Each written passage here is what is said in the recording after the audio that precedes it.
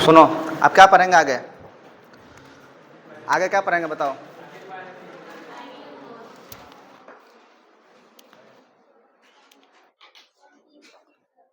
देखो, different types of drugs में सबसे पहले क्या पढ़े थे?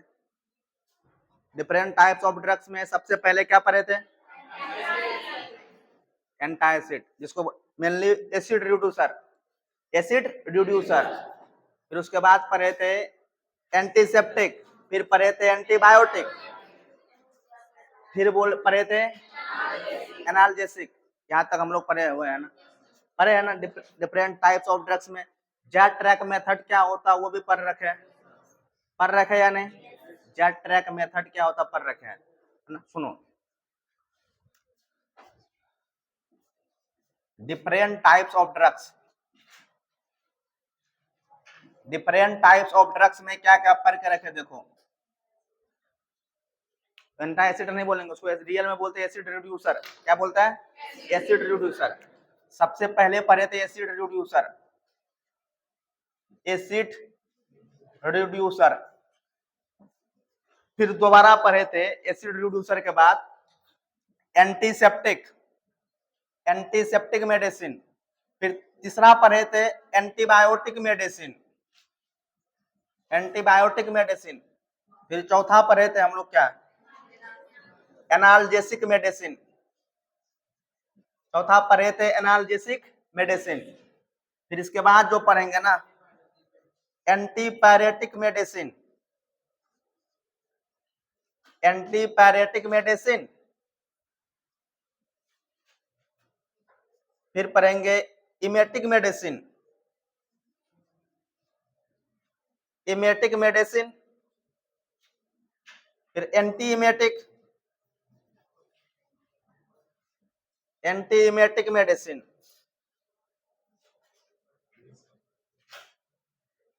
इसके बाद आगे पढ़ेंगे एंटी हाइपरटेंसिव मेडिसिन। पढ़ेंगे कि नहीं?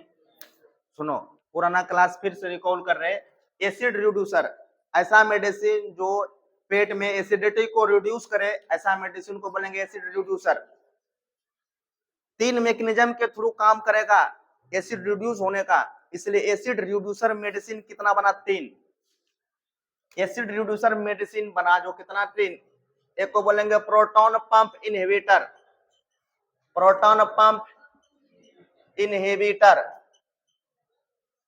फिर दूसरे को बोलेंगे H2 ब्लॉकर। फिर चौथा तीसरा को बोलेंगे बेसिक एंटा एसिड, एंटा एसिड। कल का क्लास में पढ़ चुके थे, पढ़े थे कि नहीं?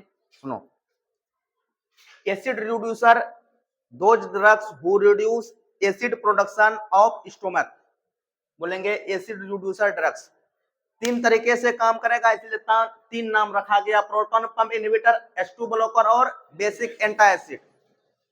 जो पेट में अम्ल बनेगा ना वो बनता है हाइड्रोक्लोरिक एसिड। पेट में जो एसिड होता है हाइड्रोक्लोरिक एसिड होता है, ना कि H2SO4। कौन सा होता है? Hydrochloric acid. तो हाइड्रोक्लोरिक एसिड का निर्माण H प्लस और Cl माइनस के मिलने से होगा। तो प्रोटॉन पंप इनहिबिटर जो मेडिसिन होगा ना, वो मेडिसिन होगा जिसका लास्ट में लगा रहेगा जोल, जैसे पेंटोप्राजोल, रोबेप्राजोल, ओमिप्राजोल। जितना का लास्ट में जोल लगा रहे वो सब हो जाएगा प्रोटॉन पंप इनहिबिटर। किसको बनने नहीं देगा वो proton pump inhibitor? H plus को। जब H प्लस नहीं बनेगा तो हाइड्रोक्लोरिक एसिड भी नहीं बनेगा और एसिड क्या हो जाएगा? रिड्यूस हो जाएगा। तो प्रोटॉन पंप इनहिबिटर को लेने का तरीका क्या होता? खाने से पहले लेंगे तब ना वो सही से काम कर पाएगा। प्रोटॉन पंप इनहिबिटर खाने से पहले लेंगे। किसको रोकेगा? H प्लस, या जिसको हम प्रोटॉन बोलते हैं उसका फॉर्मेशन होने नहीं देगा। और प्रोटॉन पंप इनहिबिटर के बारे में स्पेशली देखे थे कि अगर कोई पेशेंट एंटीबायोटिक ले रहा, हाई एंटीबायोटिक ले रहा, या कोई पेशेंट हाई दर्द का दवाई ले रहा, तो हमको वो दवाई देने से पहले, खाने से पहले प्रोटॉन पंप इनहिबिटर उसको देंगे। अगर नहीं दिए पेशेंट में गैस्ट्रिक इरिटेशन होगा, फ्यूचर में गैस्ट्रिक अल्सर होने का चांस क्या हो जाएगा? बढ़ जाएगा। समझ रहे हो ना? H2 blocker. फिर पढ़े थे स्टोमक का एक सेल होता जिसको बोलते हैं पैरेटल सेल। पैरेटल सेल ही नीरल में निकालता हाइड्रोक्लोरिक एसिड। पैरेटल सेल में एक रिसेप्टर होता है, जिस रिसेप्टर को बोलते हैं H2 रिसेप्टर। ये H2 ब्लॉकर जो होगा ना, पैरेटल सेल का H2 रिसेप्टर को ही क्या कर देगा, ब्लॉक कर देगा। अब पूरे का पूरे कंप्लीट हाइड्रोक्लोरिक एसिड का प्रोडक्शन क्या हो जाएगा, रिड्यूस हो जाएगा, होगा कि नहीं। उस वजह से भी हम एसिड को क्या कर पाए, रिड्यूस कर पाए।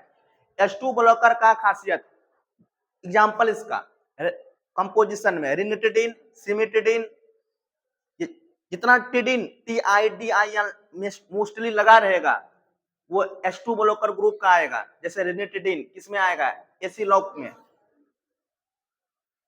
कौन सा medicine, H2 blocker. H2 blocker का खासियत ये होगा, इसको जब भी लेंगे खाने के जस्ट बाद लेंगे, खाने के जस्ट बाद लेंगे। H2 ब्लॉकर को कभी भी हम खाने से पहले नहीं लेंगे। और H2 ब्लॉकर का खासियत ये है कि ये फॉरेन कंट्री में, इंडिया के अलावा जितना भी डेवलप्ड कंट्री है उसमें बैन हो रखा है, क्योंकि साइंटिस्ट को अंदेशा है कि H2 ब्लॉकर गैस्ट्रिक अल्सर का काउज कराता है, समझ लो। इसलिए इंडिया के अलावा हर एक कंट्री में क्या है, मोस्टली बैन है। कौन, H2 ब्लॉकर या एसी लॉक। तुम गौर करना, प्रोटॉन पंप इनहिबिटर और H2 ब्लॉकर में तुमको सबसे महंगा दवाई प्रोटॉन पंप इनहिबिटर होता है, लेकिन H2 ब्लॉकर तुमको सस्ता में मिल जाएगा। एसी लॉक 150 mg का, 300 mg का सस्ता में मिल जाएगा। 3 रुपया, 4 रुपया, 2 रुपया में एसी लॉक मिल जाएगा। लेकिन तुम इसको लेने जाओ तो पेंटॉप DSR या पेंटॉप डी, एक टेबलेट का 10 रुपया से ऊपर पड़ेगा। अगर रियल दाम में लोगे तो 15 रुपया से ऊपर पड़ेगा, MRP पे लोगे तो। अब देखो, प्रोटॉन पंप इनहिबिटर, सभी जोल लगा हुआ मेडिसिन को बोलेंगे proton pump inhibitor. H2 blocker, ranitidine, cimetidine, basic anti acid. देखो अब एसिड बन गया, अब बना हुआ एसिड को हमको रिड्यूस करना है ना, बना हुआ एसिड को रिड्यूस करना है। अगर इसका रिएक्शन हम किसी बेस से करा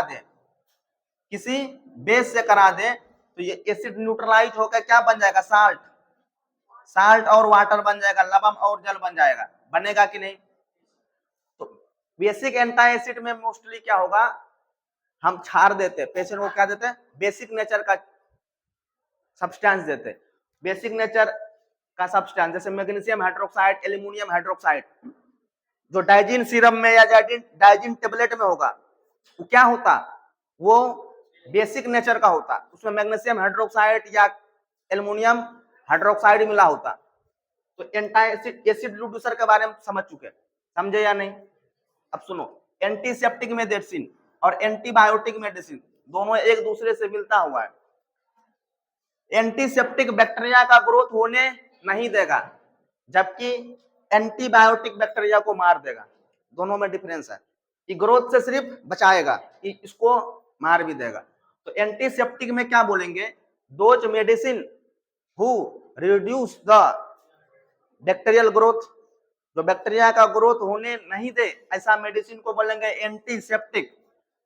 जितना भी एंटीसेप्टिक सॉल्यूशन आएगा, चाहे डिटॉल, चाहे सेवलॉन, चाहे लाइजोल, चाहे बीटाडिन, चाहे बोरोप्लस, ये सब बैक्टीरिया का ग्रोथ को क्या करेगा, रोकेगा, सब बैक्टीरिया का ग्रोथ को रोकेगा। इसीलिए हम एंटीसेप्टिक क्रीम लगाते इंजरी के जगह पर, सुन रहे हो ना।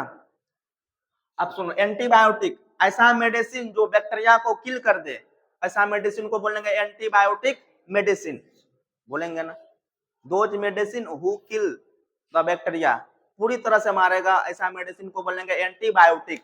मोस्टली एंटीबायोटिक लास्ट में IN या LIN लगा रहता है।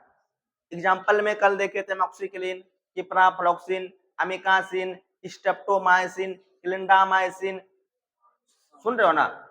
हाँ, फिर जेंटामाइसिन, एमॉक्सिक्लिन, फिर रिफाम्पिसिन, लास्ट में IN लगा रहेगा मोस्टली एंटीबायोटिक के लास्ट में। कंपोजिशन के बारे में बोल रहे हैं, लेकिन कुछ एंटीबायोटिक ऐसा होगा जिसका लास्ट में IN नहीं लगा रहे, लेकिन वो फिर भी क्या होता है, एंटीबायोटिक होगा। जैसे में टेजोबेक्टम, सेफ्ट्रेक्सोन, ये एंटीबायोटिक है, लेकिन इसके लास्ट में IN लगा हुआ नहीं है। तो एंटीबायोटिक भी देख लिए। फिर एनाल्जेसिक, ऐसा दवाई जो दर्द को कम करे, ऐसा दवाई को हम बोलते हैं analgesic. Those medicine who reduce who suppress the pain को बोलेंगे एनाल्जेसिक। एनाल्जेसिक मेडिसिन हमारा बॉडी के लिए इंपॉर्टेंस, क्योंकि दर्द को हम अगर सहेंगे तो मेरा वाइटल साइन को चेंज करके रख देगा। पेन, दर्द वाइटल साइन को बदल करके रख देगा। परे है ना कि अगर हम पेन को कंट्रोल नहीं किए, दर्द को कंट्रोल नहीं किए, तो वो बीपी को बढ़ा देगा, रेस्पिरेशन रेट को बढ़ा देगा, टेम्परेचर को बढ़ा देगा, फीवर ला देगा पेशेंट में। तुम गौर करना, तुम्हारा कहीं दर्द होगा, कहीं तुम गिर गए, इंजरी हो गया, तुमको दर्द हुआ, तो दर्द के जस्ट तुमको अगर दर्द सीवियर हुआ ना, उस रात को तुमको फीवर हो जाता है, उस रात को तुमको फीवर हो जाएगा। तुम चल के आओ वहां से, रोड से चल के कॉलेज आते हो ना, यही चलने के दौरान किसी का पैर में अगर दर्द हुआ, होता है ना रे, अगर ज्यादा एक्टिविटी कर लिया, फीमेल लोग में ज्यादा एक्टिविटी कर लिया, अगर पैर में दर्द हुआ, अगर वो दर्द कंट्रोल नहीं कर पाए, तो रात को पैर का दर्द से फीवर आ जाएगा, क्योंकि बॉडी का टेम्परेचर क्या हो जाता है, बढ़ जाता है। सुन रहे हो या नहीं? तो पेन को कंट्रोल करना, दर्द को कंट्रोल करना हमारा लिए जरूरी। तो कौन सा मेडिसिन देंगे? एनाल्जेसिक। तो एनाल्जेसिक दो प्रकार का होगा, एक ऑपियाइड्स ग्रुप का होगा, एक नॉन ऑपियाइड्स ग्रुप का होगा, जिसको NSAIDs बोलते हैं। ऑपियाइड्स ग्रुप का एनाल्जेसिक सबसे हार्ड होगा, सीवियर पेन में यूज करेंगे। ऑपियाइड्स ग्रुप का, ऑपियाइड्स ग्रुप का जितना भी एनाल्जेसिक होगा, उसको जो बनाएंगे एक प्लांट से बनाते, उस प्लांट को बोलते हैं ओपियम पोपी, उस प्लांट को हम बोलेंगे ओपियम पोपी।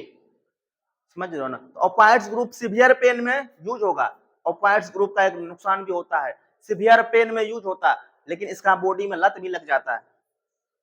ऑपियाइड्स ग्रुप का मेडिसिन का बॉडी में लत भी लग जाता है।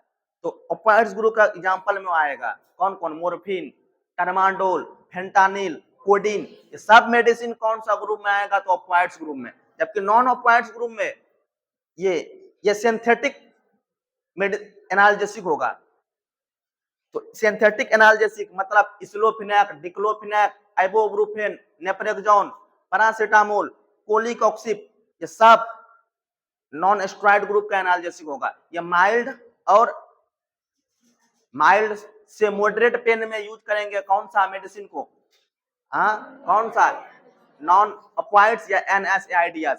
तो कुल मिलाकर एनाल्जेसिक भी पढ़ चुके। अब एंटीपायरेटिक मेडिसिन, ऐसा मेडिसिन जो फीवर को क्या करे? रिड्यूस करे, ऐसा मेडिसिन को हम बोलेंगे एंटीपायरेटिक मेडिसिन। बोलेंगे कि नहीं? ऐसा मेडिसिन जो फीवर को क्या करे? कम करे, ऐसा मेडिसिन को बोलेंगे एंटीपायरेटिक मेडिसिन।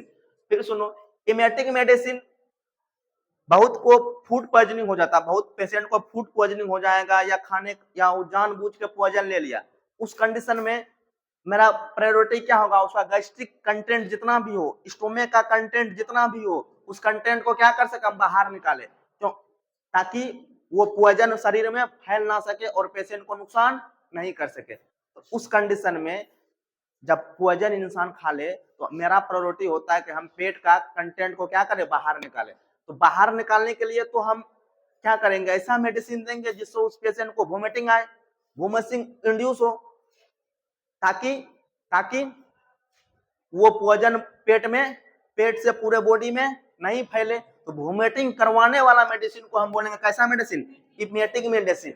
ऐसा मेडिसिन, अब कभी कभी जैसे ऑपरेशन के जस्ट बाद पेशेंट को वोमिटिंग का समस्या होता है, ऑपरेशन के बाद जस्ट पेशेंट आएगा ना, उसको वोमिटिंग का समस्या होगा। सुन रहे हो ना? या नेचुरल भी किसी पेशेंट को इंडाइजेशन की वजह से या ब्रेन अपसेट होने की कंडीशन में किसका समस्या होगा? वोमिटिंग का। तो उस दौरान हम चाह रहे होते कि हम वोमिटिंग को रोके, उल्टी को रोके। तो उल्टी को रोकने वाला जो मेडिसिन देते हैं, इस मेडिसिन को हम क्या बोलते हैं? Anti emetic medicine. तो अब हम आगे पढ़ेंगे ना, एंटीपायरेटिक मेडिसिन वो मेडिसिन होगा जो फीवर को क्या करे? रिड्यूस करे। फीवर को रिड्यूस करने वाला मेडिसिन को कौन सा मेडिसिन बोलेंगे? एंटीबायोटिक। एक बात याद रखना, फीवर को रिड्यूस करने का जो तरीका होता है ना, अगर हम फीवर का रिड्यूस करने का तरीका को फॉलो नहीं करेंगे, पेशेंट को सीजर्स आ जाएगा। बोलो कैसे? एकाएक पेशेंट को फीवर था 106 डिग्री 105 डिग्री फ़ारेनहाइट फीवर था ना, एकाएक हम पेशेंट को पैरासीटामोल का इन्फ्यूजन चला दिए, तो एकाएक फीवर डाउन आएगा ना, होगा ना? एकाएक फीवर डाउन होगा कि नहीं होगा? एकाएक डाउन होगा तो बॉडी उसको टॉलरेट कर पाएगा, बॉडी उसको सह पाएगा, पेशेंट को क्या हो जाएगा, सीजर्स आना स्टार्ट हो जाएगा। सुन रहे हो ना? किसी इंसान का फीवर को रिड्यूस करना है ना, जैसे 105 डिग्री फ़ारेनहाइट अगर उसको फीवर है, 105 डिग्री है ना, उसको कूलिंग इन्वायरमेंट में रखेंगे, एयर कंडीशन इन्वायरमेंट में रखेंगे, समझ रहे हो ना, ताकि उसका बॉडी का टेम्परेचर कुछ क्या हो, रिड्यूस हो सके। फिर भी रिड्यूस नहीं होगा तो ठंडा पानी का उसको क्या लेंगे, कोल्ड स्पॉन्ज लेंगे, ताकि उसका फीवर 105 से घट के 103 आए। फिर भी नहीं होगा तो उसको ठंडा पानी से माथा में नहलाएंगे, ताकि और टेम्परेचर क्या हो, कम हो, 105 से 103 करके लाएंगे। सुन रहे हो ना? जब कम होगा फीवर हल्का, तब जाके हम उसको क्या देंगे, पैरासिटामोल का इन्फ्यूजन देंगे, स्लो मोशन में देंगे, तब फीवर धीरे धीरे क्या होगा, रिड्यूस होगा। बात समझ रहे हो ना? एकाएक 105 डिग्री 106 डिग्री फ़ारेनहाइट में तो पैरासिटामोल का इन्फ्यूजन लगा दो, एकाएक पेशेंट का टेम्परेचर गिरेगा और पेशेंट को क्या हो जाएगा, पेशेंट सह नहीं पाएगा। तो धीरे धीरे करके कोई भी चीज को रिड्यूस करेंगे ना। पता है ना, मेडिकल में एक टर्म चलता है टेपिंग, चलता है ना। कोई भी मेडिसिन को अगर पेशेंट को छुड़वाना भी है तो धीरे धीरे करके उसका डोज को कम करेंगे, कम करेंगे, कम करेंगे, कम करेंगे, एक दिन मेडिसिन को ही क्या कर देंगे, बंद कर देंगे। एकाएक अगर मेडिसिन को बंद किए तो बॉडी टॉलरेट नहीं कर पाएगा, बॉडी विथड्रॉल सिम्टम्स दिखाएगा और पेशेंट सह नहीं पाएगा। पढ़ाए है ना? उसी प्रकार फीवर को भी हम कम करेंगे तो क्या करेंगे, धीरे धीरे कम करने का क्या करेंगे, कोशिश करेंगे। एंटीपायरेटिक मेडिसिन किसको बोलेंगे, दोज मेडिसिन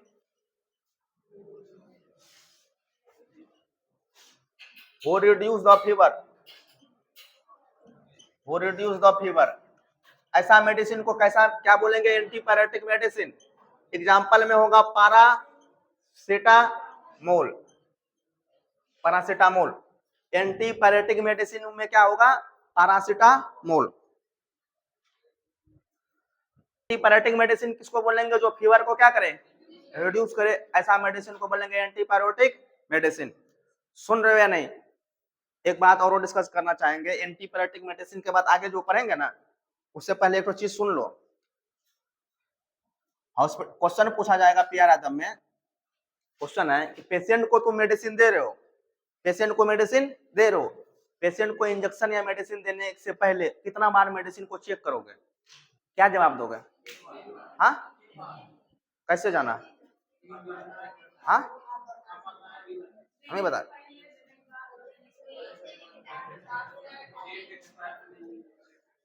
याद रखना, फिर बता रहे, हॉस्पिटल में जब भी हम मेडिसिन देंगे ना, इंजेक्शन देंगे ना, उस देने से पहले 3 बार हम उस मेडिसिन को चेक करेंगे। एग्जाम में क्वेश्चन है, तुम हम सोचते थे 1 बार होता है, लेकिन रियल में ऐसा नहीं होता। कितना बार होगा? 3 बार। कब कब? सुनो, जब वो मेडिसिन को अलमीरा से लेंगे, स्टॉक से लेंगे, चेक करेंगे मेडिसिन सही है या नहीं है, उसका एक्सपायरी सही है या नहीं है, तब चेक किए।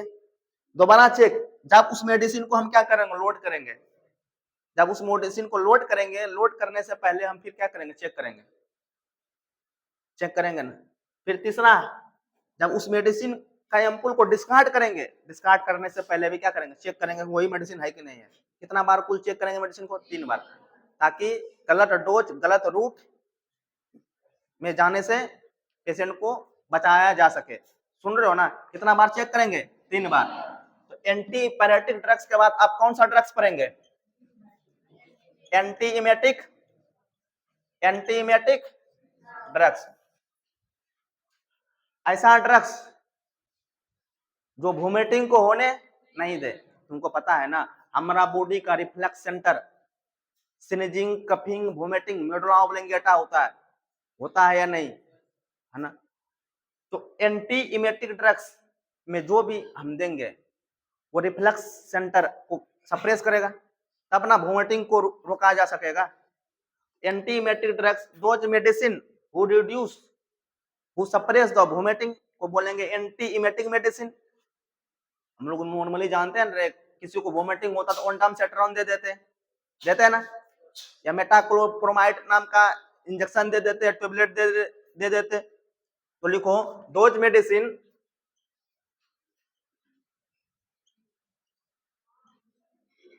हु सप्रेस, किसको सप्रेस करेगा? वोमिटिंग को क्या बोलेंगे हम लोग? एंटीइमेटिक ड्रग्स। एग्जाम्पल में देखो, ओंडानसेट्रॉन,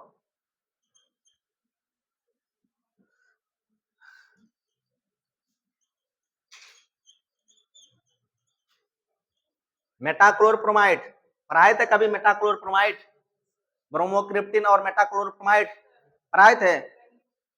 मेटाक्लोरप्रोमाइड क्या कराएगा? हाँ, गैनेकोमेस्टिया पढ़े है ना? तो ओंडन, अरे मिस्टेक हो गया, ओंडन सेट्रॉन, मेटाक्लोरप्रोमाइड।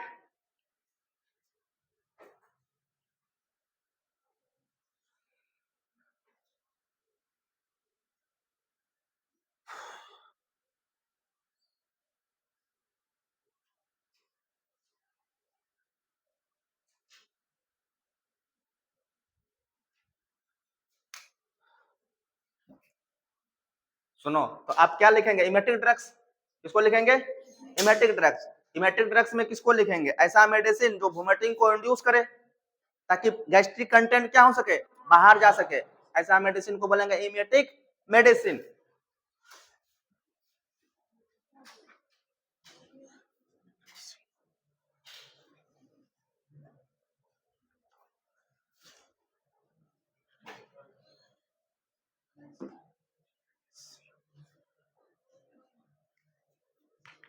कौन सा मेडिसिन हम लिखेंगे? Emetic medicine. ऐसा मेडिसिन जो वोमिटिंग को क्या करे? इंड्यूस करे। ऐसा मेडिसिन को बोलेंगे इमेटिक मेडिसिन। तो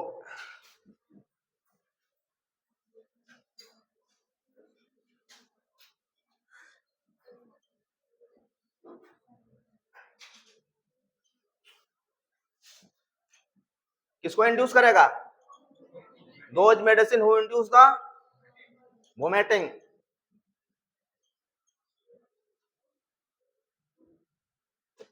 इंड्यूस करवाएंगे किसको? वोमिटिंग को। इसके लिए जो मेडिसिन होगा इमेटिक ड्रग्स, एक सिरप होता है इपिकेक सिरप। इपिकेक सिरप, ये सिरप के थ्रू हम वोमिटिंग को क्या करेंगे? इंड्यूस करवाएंगे। अब ये सिरप देने का तरीका सुनो। सिरप देने का क्या करेंगे हम लोग? तरीका सुनेंगे, सुनना ना। पहले पहले वोमिटिंग करवाना है ना, इपिकेक सिरप खरीद के लाएंगे, पानी थोड़ा सा लेंगे, उसमें इपिकेक सिरप 5 ml मिला देंगे, पी लिए। 5 मिनट वेट करेंगे। कितना पहले कितना बार ml मिलाएंगे? 5 ml। 5 ml मिलाएंगे पानी में, उसको पानी को पिएंगे, 5 मिनट वेट करेंगे वोमिटिंग होने का। वोमिटिंग अगर हुआ तो ठीक है, तो कोई बात नहीं। अगर वोमिटिंग नहीं हुआ फिर 10 ml इपिकेक सिरप लेंगे, फिर 5 मिनट के बाद कितना ml डालेंगे मुंह में? 10 ml। फिर कितना टाइम वेट करेंगे? 10 मिनट क्या करेंगे? वेट करेंगे ना। वोमिटिंग हो गया तो ठीक है, नहीं हुआ तो फिर तीसरा डोज देंगे इसका, इपिकेक सिरप का। अब की बार कितना ml देंगे? 15 ml। कितना ml? 15 ml इपिकेक सिरप देंगे पानी के साथ। 15 ml देने के बाद फिर पेशेंट में का वेट करवाएंगे। वोमिटिंग अगर हो गया ठीक, नहीं हुआ तब और कोई डोज और देना नहीं है, क्योंकि अब ये इपिकेक सिरप का पावर नहीं है कि पेशेंट को वोमिटिंग कराया जा सके। तो जिस प्रकार एंटीजी का मैक्सिमम कितना डोज देते हैं? तो 3 डोज। उसी प्रकार इपिकेक सिरप का डोज देंगे कितना? 3। टाइम का इंटरवल पे मैक्सिमम 3 डोज देंगे। 3 डोज में अगर वोमिटिंग करवाया गया तो ठीक, नहीं तो आप उसको एनजी ट्यूब डाल के गैस्ट्रिक कंटेंट को मतलब लवाज कराना पड़ेगा। लवाज और गवाज दो टर्म आता है, दो टर्म आता है, होता लवाज गवाज। कौन बोला रे? अरे हो ना, लवाज। जब गैस्ट्रिक कंटेंट को बाहर करेंगे बोलेंगे लवाज, पेशेंट का लवाज करो, मतलब गैस्ट्रिक कंटेंट को क्या करेंगे? बाहर। गवाज करेंगे, कंटेंट को कहाँ डाल रहे हैं? स्टोमक में, GABAGE गवाज। क्या इतना बात समझ रहे हैं? सुन रहे हैं नहीं? अब सुन। तो इमेटिक ड्रग्स वोमिटिंग को इंड्यूस कराएगा। सिरप का नाम है कौन सा सिरप? Ipecac syrup. साथ साथ और दूसरा hypertonic, hypertonic solution, hypertonic solution नमक और नमक और पानी का गाढ़ा घोल, नमक और पानी का गाढ़ा घोल। नमक और पानी का जो गाढ़ा घोल होगा वो भी हम पेशेंट को अगर पिलाएंगे तो गाढ़ा घोल जो होगा ना, गाढ़ा नमक जैसे जीभ में जाएगा ना तो जीभ स्टिमुलेट होगा। जब स्टिमुलेट होगा तो गैस्ट्रिक कंटेंट क्या होगा, वोमिटिंग का मन करेगा तो गैस्ट्रिक कंटेंट क्या होगा, बाहर जाएगा। सुन रहे हो ना? जब एपिके सिरप ना हो उस दौरान नमक और पानी का पूरे गाढ़ा घोल बनाएंगे, उस घोल को जीभ पर जैसे रखेंगे रिफ्लेक्स सेंटर स्टिमुलेट होगा, वोमिटिंग का मन करेगा, पेशेंट को क्या हो जाएगा, वोमिटिंग। ये दूसरा तरीका क्या कराने का, वोमिटिंग कराने का। सुन रहे हो या नहीं? अब सुनो, बाद में लिखना, पहले सुन लो ना रे। दो तरीका से हम पेशेंट को वोमिटिंग करवाए, एक तरीका इपिकेक सिरप डालवा के, दूसरा नमक और पानी का गाढ़ा घोल बना के। फिर भी अगर हम वोमिटिंग नहीं हुआ, तीसरा तरीका वोमिटिंग का, हम लोग इससे अवेयर है लेकिन मेरा दिमाग में नहीं है। जैसे ये माउथ होता ना, माउथ का जस्ट पीछे फेरिंग्स होता ना, अंगुली को हम माउथ के जस्ट पीछे फेरिंग्स में डालेंगे, गला में डालेंगे अंगुली को, हाथ साफ करके के बाद अंगुली को जब हम फेरिंग्स में डालेंगे रिफ्लेक्स सेंटर स्टिमुलेट होगा, वोमिटिंग का मन करेगा, तो वोमिटिंग का मन करेगा तो पेट का कंटेंट क्या हो जाएगा, समझ रहे हो ना? ये नेचुरल जो हम लोग गांव में घर में करते हैं, पानी पी लेते हैं, पानी एक्सेसिव पी लो, एक्सेसिव पानी पी लिया, पेट का प्रेशर बढ़ गया, अब अंगुली को कहाँ डालेंगे, गला में, फेरिंग्स में डालेंगे, वोमिटिंग इंड्यूस होगा तो एकाएक सब क्या हो जाएगा, कंटेंट बाहर चले जाएगा, फिर इंड्यूस कराएंगे, फिर क्या होगा, बाहर जाएगा। तो ये कैसा तरीका हुआ? तो इमेटिक ड्रग्स, ऐसा ड्रग्स जो वोमिटिंग को इंड्यूस कराए, तीन मेथड से, इपिकेक सिरप डलवा के या हाइपरटोनिक सॉल्यूशन डाल के पेशेंट को हम क्या करवा सकते हैं, वोमिटिंग करवा सकते हैं। लिखा, अब लिखो,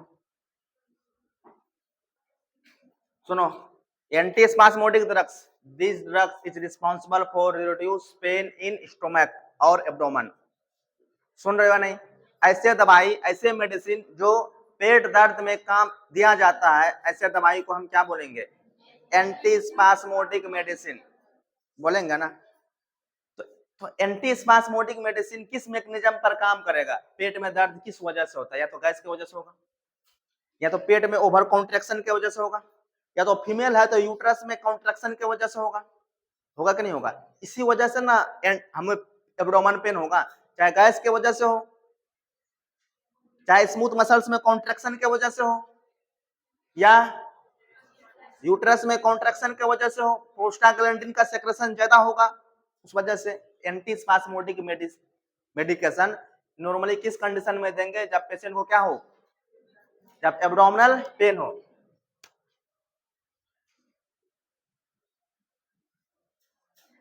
These medicine is given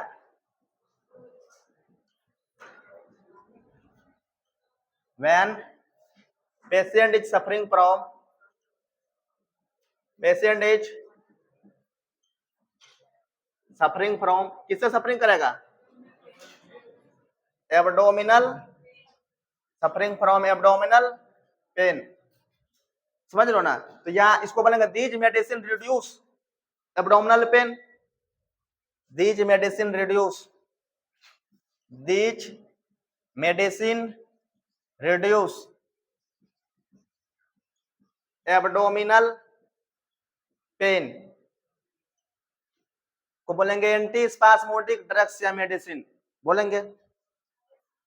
तो जब भी देंगे हम एंटीस्पास्मोडिक मेडिसिन तो एसिड रिड्यूसर ड्रग्स के साथ देंगे, एसिड कम करने वाला ड्रग्स के साथ देंगे। क्या पता एसिड प्रोडक्शन के वजह से भी क्या हो सका, पेशेंट को पेन हो रहा है, तो इसका एग्जांपल में सबसे पहले तो लिखेंगे acid reducer drugs, acid reducer medicine लिखेंगे रे, चाहे पेंटोपराजोल, ओमेपरा, पेंटोपराजोल या ओमेपराजोल, ये एसिड रिड्यूसर मेडिसिन हो गया। दूसरा जो स्मूथ मसल्स में कॉन्ट्रैक्शन को क्या करे, कम करे, स्मूथ मसल्स में कॉन्ट्रैक्शन को क्या करे, कम करे। जैसे मेप्टल स्पास, एनाफोर्टेन, मेप्टल स्पास, एनाफोर्टेन, ड्राउटिन, ये सब मसल्स क्या करेगा, कॉन्ट्रैक्शन को क्या करेगा, कम करेगा। करेगा कि नहीं? तो ऐसा मेडिसिन क्या हो गया, एसिड रिड्यूसर मेडिसिन हो गया। और एंटी स्पास्मेटिक मेडिसिन हो गया। मतलब स्पास्मोडिक मेडिसिन को एसिड रिड्यूसर के मेडिसिन के साथ देंगे तब वो क्या करेगा, बेटर इफेक्ट करेगा। सुन रहे हो या नहीं?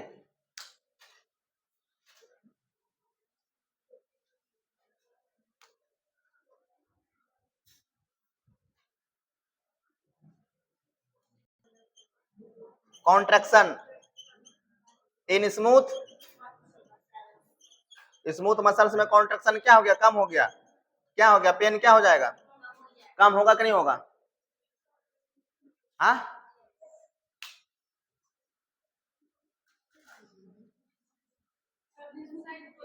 तो मार खाएंगे, बहुत मार खाएंगे।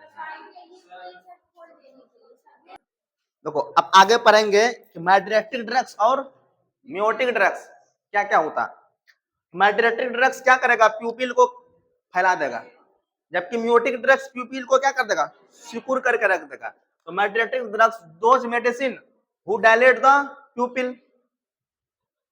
जब हमको आंख के अंदर में रेटिना को विजुअलाइज करना होता है, फंडस वाला एरिया को विजुअलाइज करना होता है, आंख में नर्व सप्लाई को विजुअलाइज करना होता है, तो हम देखेंगे कैसे, जो भी हम ऑप्थेल्मोस्कोप से देखेंगे, सबसे पहले हमको प्यूपिल को डायलेट करना पड़ेगा ना।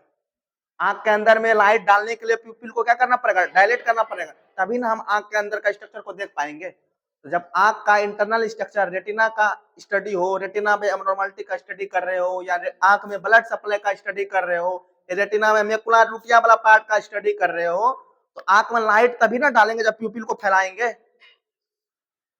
प्यूपिल को फैलाने के लिए तब ड्रग्स देते हैं, माइड्रेटिक ड्रग्स। ऐसा ड्रग्स, अब माइड्रेटिक ड्रग्स देने के बाद, जस्ट देने के बाद प्यूपिल तो फैलेगा, प्यूपिल फैलेगा, प्यूपिल फैलेगा तो 3 से 4 घंटा तक प्यूपिल फैला ही रहेगा ना, एकाएक फिर तुरंत अपना नॉर्मल स्थान पे आएगा। 3 से 4 घंटा तक प्यूपिल फैला ही रहेगा। तो प्यूपिल फैला ही रह गया, तुम जब रूम के जब बाहर आओगे तो नॉर्मल जो लाइट पड़ रहा है, नॉर्मल लाइट 100% तुम्हारा आंख में चले जाएगा ना, क्योंकि पहले प्यूपिल रहता तो छोटा होकर के लाइट को कंट्रोल कर लेता था, अब प्यूपिल पहले से फैला हुआ है, अब जितना भी लाइट आएगा सब लाइट कहाँ घुसेगा, आंख में ना। अब तुमको ऐसा फील होगा कि आंख का बारिश हो रहा है, नॉर्मल धूप है लेकिन फिर भी तुमको क्या हो रहा है, आंख में आग का बारिश हो रहा है। क्यों? क्योंकि प्यूपिल क्या हो रखा है, फैल के रखा हुआ है। तो हॉस्पिटल में तुम देखना, जिसको भी रेटिना एग्जामिनेशन करेगा, जिसको भी फंडस एग्जामिनेशन करेगा, तो प्यूपिल को डायलेट करने वाला मेडिसिन देगा। डायलेट करने वाला मेडिसिन देने के बाद पेशेंट को स्ट्रिक्ट किया जाएगा कि गाड़ी बाइक नहीं चलाना है। बताओ क्यों? क्योंकि प्यूपिल उसका फैला ही रहेगा और लाइट जो आएगा उसका आंख में मैक्सिमम अमाउंट में जाएगा, लगेगा आंख बरस रहा। दूसरी बात, जब वो बाइक चलाएगा तो रोड में उसको उभर खाबर ऊंचा नीचा का पता नहीं चलेगा और एक्सीडेंटल का रिस्क क्या हो जाएगा, बढ़ जाएगा। इसलिए हम पेशेंट को बोलते हैं कि माइड्रेटिक ड्रग्स लेने के जस्ट बाद कुछ घंटे तक आपको बाइक राइडिंग नहीं करना है, नहीं तो एक्सीडेंट का रिस्क होता है। सुन रहे हो नहीं? हाँ, बहुत कोई ऐसा ये ड्रग्स लिया भी होगा इस क्लास में, जो ऑप्थेल्मोलॉजी के पास गया होगा। सुनो, this medicine is responsible for, this medicine is responsible for, this medicine is responsible for dilation of प्यूपिल। प्यूपिल को क्या कर देगा, डायलेट कर देगा। Mydriatic drugs is use for, किसके लिए, रेटिनल एग्जामिनेशन के लिए। किया जाएगा कि नहीं रहे? तो लिखेंगे mydriatic drugs is use for, drug is use for retina examination, या आंख में मेकुला लुटिया और ऑप्टिक डिस्क को मिला के बोलते फंडस, पढ़े कभी? हाँ, या फंडस एग्जामिनेशन कौन सा ड्रग्स का यूज करेंगे हम? Mydriatic drugs. माइड्रेटिक ड्रग्स देने के बाद पेशेंट को हम बोलेंगे कि बाइक राइड नहीं करना है।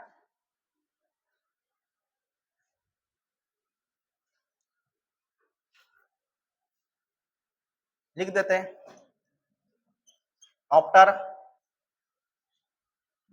एडमिनिस्ट्रेशन। क्या इंस्ट्रक्ट करेंगे? Instruct the client, instruct the patient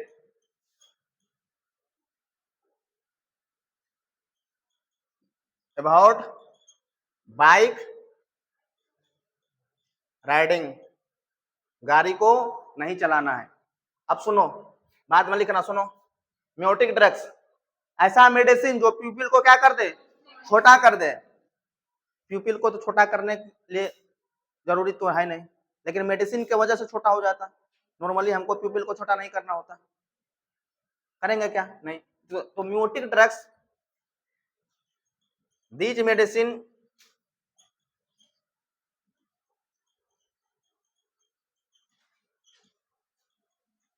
responsible for, किसके लिए? कॉन्स्ट्रिक्ट द प्यूपिल, प्यूपिल को क्या करके रख देगा? छोटा करके रख देगा। एग्जाम्पल में बताओ, पिलोकार्पिन, समझ रहे हो ना? तो माइड्रेटिक ड्रग्स प्यूपिल को फैला देगा और म्यूटिक ड्रग्स प्यूपिल को सिकुड़ देगा। माइड्रेटिक ड्रग्स का एग्जांपल में क्या होता, पढ़े है ना पहले से भी? ट्रोपिकामाइड, फिनाइलेप्रिन, एट्रोपिन, जितना भी सिंपैथेटिक एक्टिविटी कराने वाला मेडिसिन होगा, प्यूपिल को क्या करेगा? फैलाएगा, सिकुड़ेगा। सिंपैथेटिक कंडीशन में आंख फाड़ फाड़ के देखते हैं ना, प्यूपिल को क्या करेगा? फैलाएगा ना।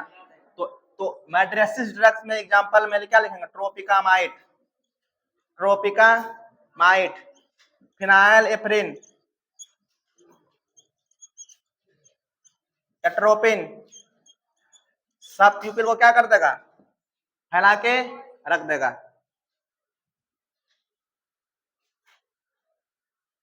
जल्दी लिखो।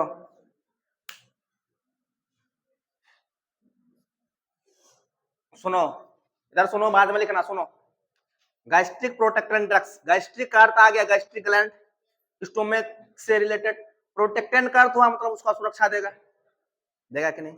कभी कभी भैया ज्यादा हाइड्रोक्लोरिक एसिड फॉर्मेशन होने की वजह से मेरा स्टोमक का गैस्ट्रिक म्यूकोसा, स्टोमक का गैस्ट्रिक म्यूकोसा क्या हो जाता है? डैमेज हो जाएगा। जब डैमेज हो गया, वहां हाइड्रोक्लोरिक एसिड वहां अपना जाके इफेक्ट छोड़ देगा, तो उस वाला मसल्स को रप्चर करेगा कि नहीं करेगा? डाइजेस्ट करेगा कि नहीं करेगा? तो वहां अल्सर काउच कराएगा कि नहीं कराएगा? कराएगा ना। जब कभी हमारा बॉडी में एक्सेसिव हाइड्रोक्लोरिक एसिड कंटिन्यूस बनाता रहे, या हम एक्सेसिव अमाउंट में NSAID पेन किलर एनाल्जेसिक का यूज करते रहे, तो इस कंडीशन में हमारा गैस्ट्रिक म्यूकोसा डैमेज हो जाएगा, सही से काम नहीं कर पाएगा, जिससे हाइड्रोक्लोरिक एसिड म्यूकोसा का जस्ट अंदर में जो लेयर होता है होगा ना, सब म्यूकोसा उसको जाको क्या कर देगा? डाइजेस्ट कर देगा ना। डाइजेस्ट जब कर दिया तो क्या करेगा? वहां पर इरिटेशन होगा कि नहीं होगा? घाव होगा कि नहीं होगा? उसी घाव को हम क्या बोलेंगे? अल्सर बोलेंगे कि नहीं बोलेंगे? बोलेंगे ना।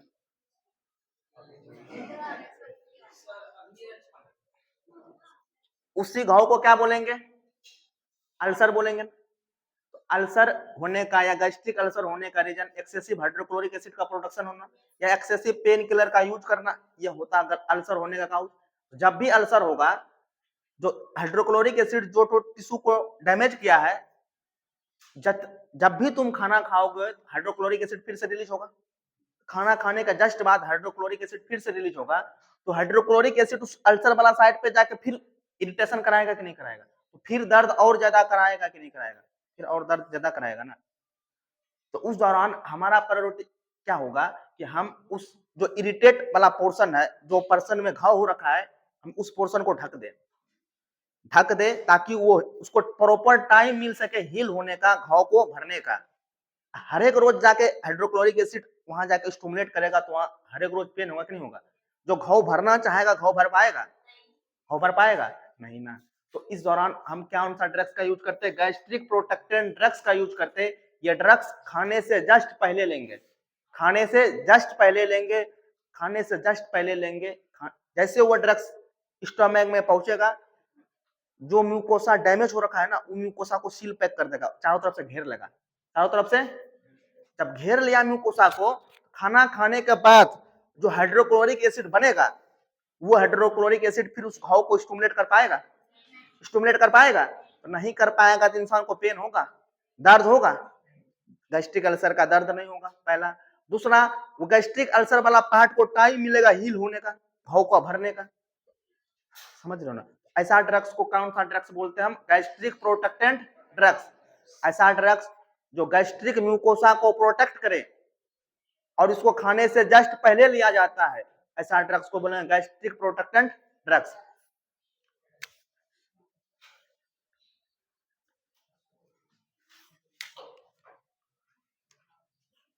लिखेंगे these medicine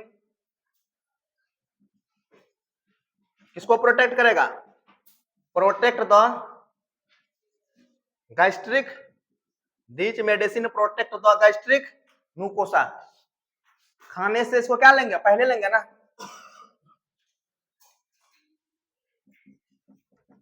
it is taken before meal. बाद में लिखना, इधर पहले सुनो क्या समझाना चाह रहे। देखो, ये मेरा स्टोमक हुआ ना, ये स्टोमक का लाइनिंग हुआ। अगर यहाँ हाइड्रोक्लोरिक एसिड का सेक्रेशन ज्यादा हो जाए, हाइड्रोक्लोरिक एसिड का सेक्रेशन ज्यादा हो जाए, या पेन किलर का यूज हम ज्यादा करें, तो इस वाला लाइनिंग को डैमेज करेगा नहीं करेगा? Hydrochloric acid. हाइड्रोक्लोरिक एसिड इतना हार्ड एसिड होता है, अगर तुम एक ब्लेड को रख दोगे, ब्लेड को डिसॉल्व कर देगा।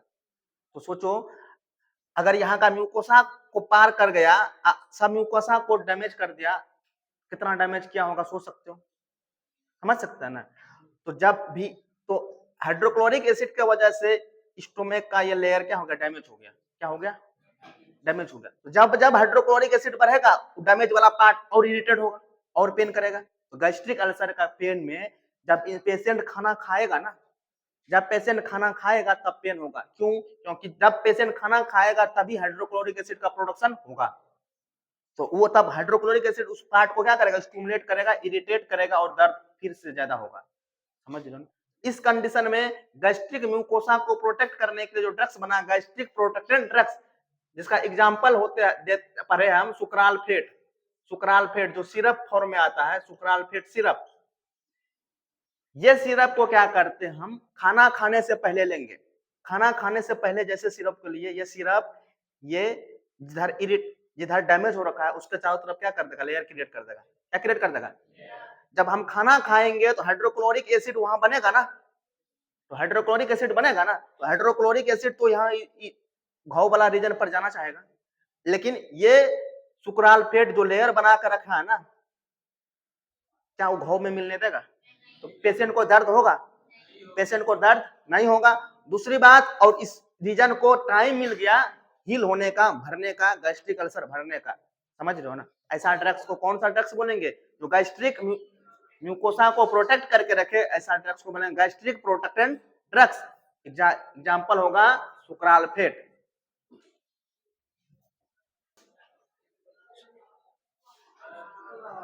सुनो आगे, सुनो आगे सुनो।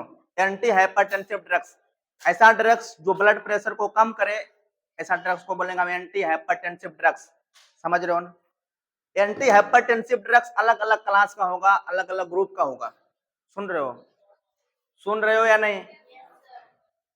ब्लड प्रेशर को कंट्रोल करने वाला जो ड्रग्स देंगे ना, अलग अलग पेशेंट में अलग अलग टाइप का देंगे। जैसे हम तुमको बता रहे एग्जांपल के तौर पर, बीटा ब्लॉकर्स जो हाइपरटेंशन का ड्रग्स होता है ना, जिसका एग्जांपल में होता है लाबेटालोल, स्मोलोल, प्रोपनालोल, टिमोलोल, मेटाप्रानोलोल, होता है ना बीटा ब्लॉकर।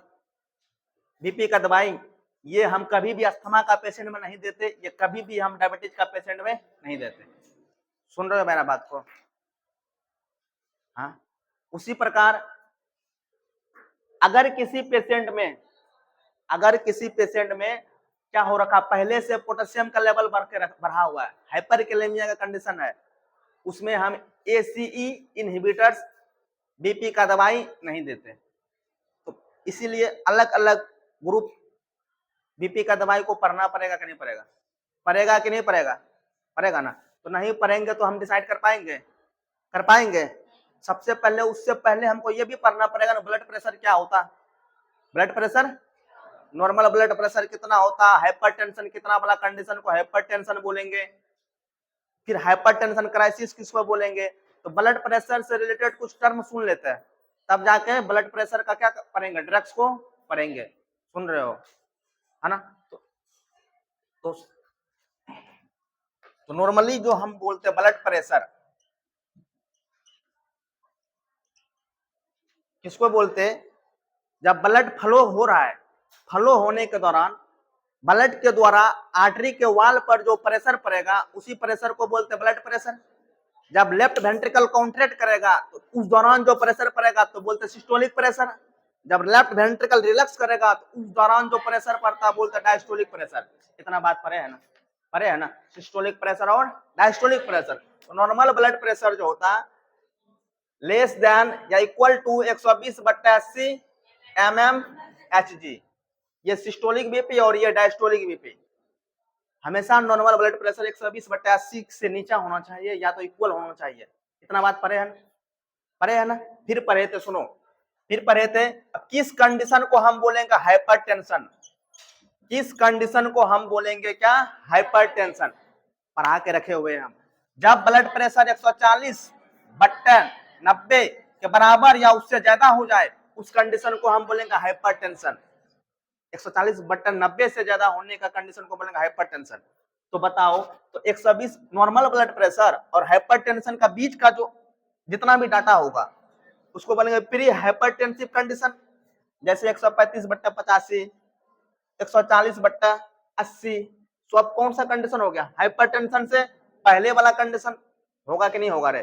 तो प्री हाइपरटेंसिव कंडीशन किसको बोलेंगे, इधर देखो, प्री हाइपरटेंसिव कंडीशन किसको बोलेंगे, बीपी 120/80 से लेकर 139/89 के क्या हो, बीच में हो, ये प्री हाइपरटेंसिव कंडीशन है, हाइपरटेंशन से पहले का कंडीशन है। इस कंडीशन में, प्री हाइपरटेंसिव कंडीशन में हम पेशेंट को एडवाइस देंगे कि आप डाइट चेंज कीजिए, हाईली फैटी डाइट मत खाइए, हाईली साल्ट वाला डाइट नहीं खाइए, क्योंकि अभी आप प्री हाइपरटेंसिव कंडीशन में है। अगर कंट्रोल नहीं किए, आप अपना डाइट कंट्रोल नहीं किए, आप एक्सरसाइज नहीं किए, अपना भोजन में नमक को कम नहीं किए, तो बहुत जल्द आप हाइपरटेंशन वाला कंडीशन में जाएंगे और आपको बीपी का दवाई स्टार्ट करना पड़ेगा। सुन रहे हो ना। प्री हाइपरटेंसिव कंडीशन में हम पेशेंट को रोक सकते हैं किसके मदद से, एक्सरसाइज के मदद से, डाइट के मदद से। सुन रहे हो ना। फिर नमक को कम करके प्री हाइपरटेंसिव कंडीशन से नॉर्मल कंडीशन में पेशेंट को रख सकते हैं कि नहीं। लेकिन अगर प्री हाइपरटेंसिव कंडीशन पार हो गया, हाइपरटेंशन में 140/90 या उससे ज्यादा हो गया, तो तब मेडिसिन तुमको स्टार्ट करना पड़ेगा। और एक बात याद रखना, हाइपरटेंशन तुम्हारा 140/90 अगर किसी पेशेंट का हो रहा है ना, उस पेशेंट में कोई भी सिम्टम्स दिखेगा नहीं, कोई भी सिम्टम्स नहीं दिखेगा, लेकिन अंदर अंदर वो हाई ब्लड प्रेशर उस इंसान को खा रहा है। सुन रहे हो ना। एकाएक कांड करेगा, एंजाइना करवाएगा, एकाएक हाइपरटेंशन से हार्ट अटैक करवाएगा, यही हाइपरटेंशन एकाएक हार्ट अटैक कराएगा, एकाएक ब्रेन स्ट्रोक कराएगा या ब्रेन अटैक करवाएगा, अगर हम इसको कंट्रोल करके नहीं रखें। यही हाइपरटेंशन एक दिन रीनल इंजरी करा देगा, किडनी फेल्योर करा कर रख देगा। सुन रहे हो ना। इसलिए हाइपरटेंशन होता है, 140/90 से ऊपर जाएगा हाइपरटेंशन होगा, लेकिन पेशेंट में सिम्टम्स नहीं दिखेगा। इसीलिए हाइपरटेंशन को हम क्या बोलते हैं? साइलेंट किलर डिजीज बोलते हैं, साइलेंट किलर डिजीज बोलते हैं। डिजीज हाइपरटेंशन होता है लेकिन हाइपरटेंशन का सिम्टम्स दिखाई नहीं देगा, इस कंडीशन को बोलेंगे क्या? Silent killer. सुन रहे हो ना?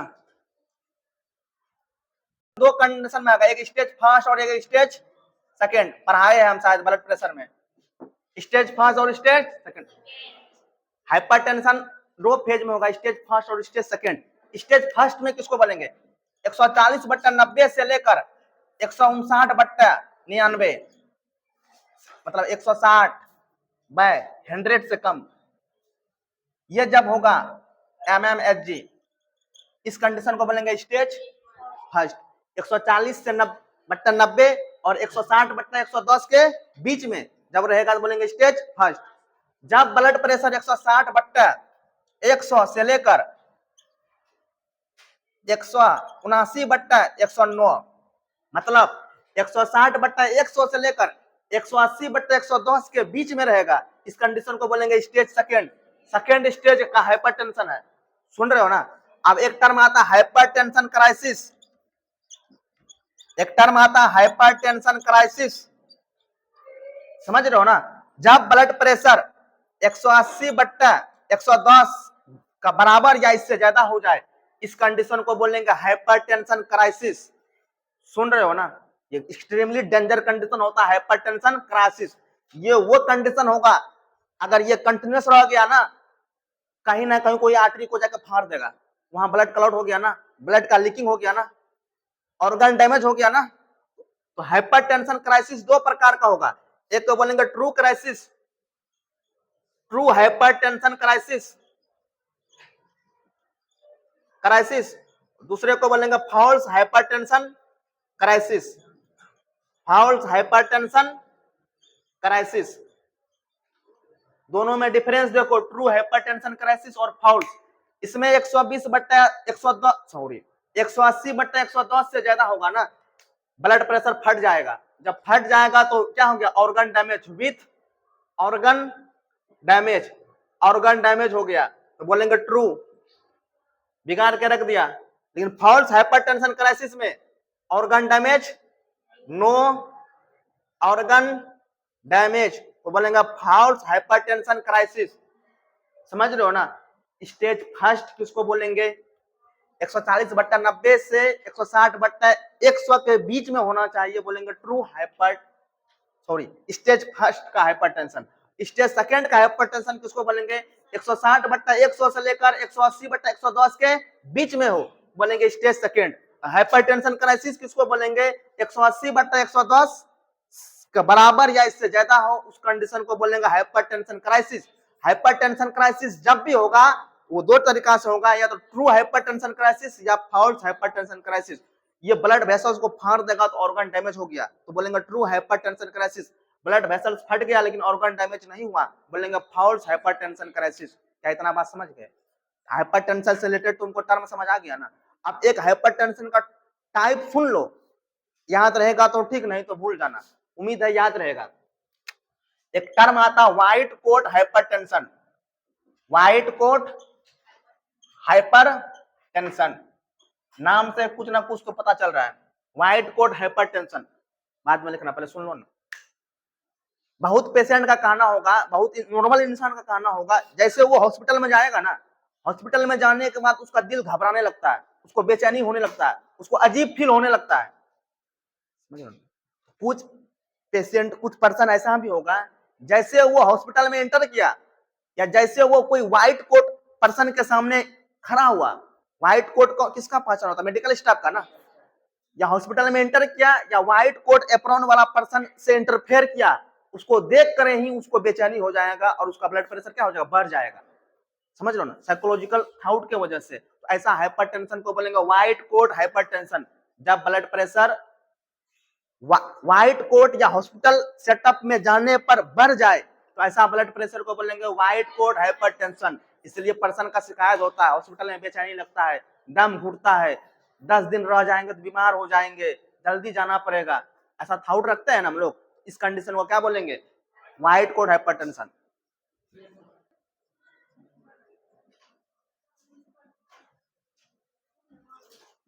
के सुनो, एंटी हाइपरटेंसिव ड्रग्स का क्या क्लास होगा? 4 ठो, ए बी सी डी। सुन रहे मेरा बात? क्या क्लास होगा? 4 ठो, ए बी सी और डी। ए में ए सी ई इनहिबिटर्स क्या होता पढ़ेंगे। बी से बीटा ब्लॉकर्स, सी से कैल्शियम चैनल ब्लॉकर, डी से डाई इरेटिक्स। ये 4 मेडिसिन 4 अलग अलग मैकेनिज्म के थ्रू ब्लड प्रेशर को क्या करेगा? कंट्रोल करेगा। समझ रहे हो ना? बीपी का दवाई तभी स्टार्ट करेंगे जब पेशेंट में 140/90 से ज्यादा बीपी हो, तभी स्टार्ट करेंगे, उससे पहले स्टार्ट नहीं करेंगे। इतना लिखा।